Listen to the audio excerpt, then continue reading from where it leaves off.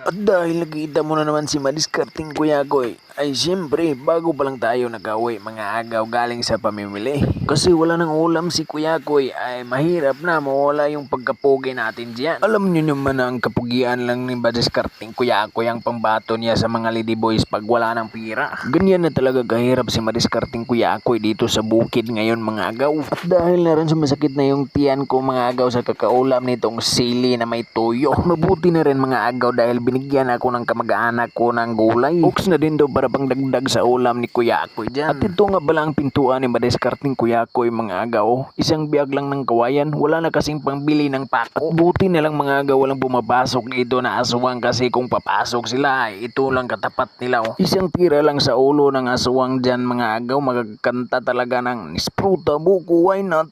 Coconut. At kahit na naghahirap-hirap na si Madiskarting Kuya Koy dyan mga agaw, ay hindi pa rin mawawala yung pagkasarap. At alam ko naman na love nyo ako mga agaw, ay pakisupport na lang ng vlog ko dyan. Cool ba?